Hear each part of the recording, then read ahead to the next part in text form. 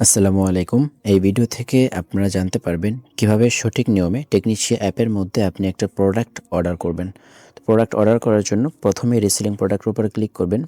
যে প্রোডাক্টটা customer order করেছে সেই প্রোডাক্টের উপরে ক্লিক করবেন। ক্লিক করার পর এরপর এখানে বাই নাও একটা অপশন রয়েছে, বাই নাও অপশনে ক্লিক করে দিবেন। এরপরে আপনি কতগুলো প্রোডাক্ট নিতে চাচ্ছে আপনার কাস্টমার, যদি দুইটা নেয় তাহলে আপনি প্লাস চিহ্নতে ক্লিক করে আপনি দুইটা সিলেক্ট করে দিবেন, আর একটা হলে একটাই থাকবে। এর পরবর্তীতে বাই নাও অপশনে একটা ক্লিক করে দিবেন। ক্লিক করে দেওয়ার পর এমন একটা ইন্টারফেস আপনার সামনে চলে আসবে।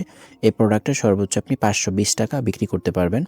সো আপনি কত টাকা বিক্রি করবেন সেটা এখানে আপনি দিতে পারবেন। আপনি 520 টাকার বেশিও চাইলে বিক্রি করতে পারবেন। সো এখানে 500 টাকা আমি দিয়ে দিলাম। সো এখানে 240 টাকার পরে যত টাকা বেশি হবে সেটা কিন্তু আপনার প্রফিট থাকবে। এখন আমাদের হচ্ছে কাস্টমার কাছ থেকে আমরা যে ইনফরমেশনটা নিয়েছি সেই ইনফরমেশনটা আমরা এখানে দিয়ে দিব। এর জন্য আমরা এখানে একটা ক্লিক করব। এরকম একটা ইন্টারফেস আপনার সামনে আসার পরে আপনার কাস্টমার যে ইনফরমেশনটা দিয়েছে অবশ্যই সেই ইনফরমেশনটা এখানে আপনি বসিয়ে দিবেন। আপনার কাস্টমারের কাছ থেকে কি ইনফরমেশন নিয়ে আসবেন আপনার এক পলকে দেখে নিতে পারেন। এখানে আমি বিষয়টা বোঝানোর জন্য একটা এক্সাম্পল দিয়ে রেখেছি। এভাবে আপনি কাস্টমারের নাম, কাস্টমারের জেলা, কাস্টমারের থানা, গ্রাম, ডেলিভারি স্থান এবং কাস্টমারের মোবাইল নাম্বারটা আপনি নিয়ে নেবেন। তো নিয়ে নেওয়ার পরে আপনার সরাসরি কিন্তু এই অ্যাপের মধ্যে এখানে কিন্তু আপনি সেটা একেবারে দেখে দেখে সুন্দর করে টাইপ করে দিবেন, কোনো ভুল যেন না হয়। প্রথম এখানে কাস্টমারের নামটা দিয়ে দিবেন, কাস্টমারের মোবাইল নাম্বারটা দিয়ে দিবেন, এখানে আপনি ডিভিশন দিয়ে দিবেন, এখানে ডিস্ট্রিক্ট দিয়ে দিবেন, এখানে উপজেলা দিয়ে দিবেন। এরপরে এখানে ডেলিভারি স্থান, যেখানে সে প্রোডাক্টটা রিসিভ করবে সেখানের স্থানটা আপনি এখানে লিখে দিবেন। এরপরে এখানে আপনার যদি অ্যাডিশনাল কিছু লেখার প্রয়োজন হয় সেটা আপনি এখানে লিখে দিতে পারেন। প্রোডাক্ট ভালো দিতে হবে এরকম কিছু আপনি চাইলে এখানে লিখে দিতে পারেন। যদি কোনো কাপড়ের অর্ডার হয় তাহলে আপনি এখানে সাইজটা লিখে দিতে পারেন। সো আমি সবকিছু স্টেপ বাই স্টেপ পূরণ করে দিচ্ছি।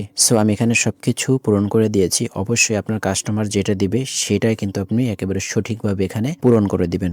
সবকিছু পূরণ করা হয়ে গেলে অ্যাড কাস্টমার ডিটেলস, এখানে আপনি জাস্ট একটা ক্লিক করবেন। আপনার কাস্টমারের ইনফরমেশনটা কিন্তু এখানে সবকিছু দেওয়া হয়ে যাবে। আপনাদেরকে বলে রাখা ভালো, যদি আপনি যেই ভেন্ডরের কাছ থেকে প্রোডাক্টটা অর্ডার করতেছেন, যদি ভেন্ডরটা সুনামগঞ্জের হয় তাহলে যদি সুনামগঞ্জের মধ্যে কোনো কাস্টমার প্রোডাক্ট অর্ডার করে তাহলে ডেলিভারি চার্জ টাকা 80 টাকা হবে। যদি ভেন্ডর ঢাকার হয় তাহলে ঢাকার মধ্যে যদি কেউ প্রোডাক্ট নেয় অবশ্যই আপনি 80 টাকা দিয়ে প্রোডাক্ট নিতে পারবে সে। এবং যদি ঢাকার বাহিরে হয় অথবা সুনামগঞ্জের ভেন্ডর, এখন আপনি যদি সুনামগঞ্জের বাহিরে কেউ নিতে চায় প্রোডাক্টটা তাহলে অবশ্যই 130 টাকা দিয়ে আপনাকে নিতে হবে। সো এখানে আমরা অর্ডার করেছি রাজশাহীতে, এই জন্য কিন্তু আমাদের ডেলিভারি চার্জ টাকা 130 টাকা।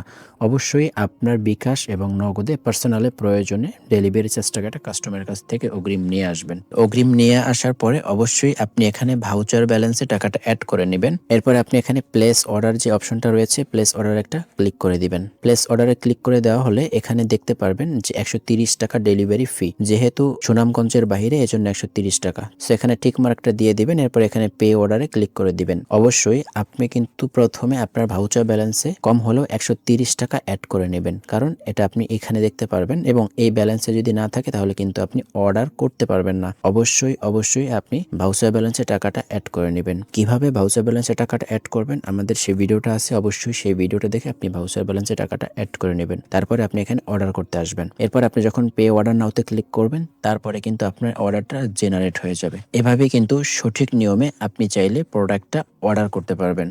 এর পরবর্তী স্টেপে হোম পেজে এখানে অর্ডার হিস্ট্রিতে চলে আসবেন। এসে আপনি এখানে দেখতে পারবেন যে আপনার প্রোডাক্টটা এখানে পেন্ডিং এ রয়েছে। এর পরবর্তীতে যখন প্রসেসিং এ চলে যাবে তখন এই প্রসেসিং এ ক্লিক করলে এখানে আপনি দেখতে পারবেন প্রোডাক্টটা যখন প্রসেসিং এ চলে যাবে।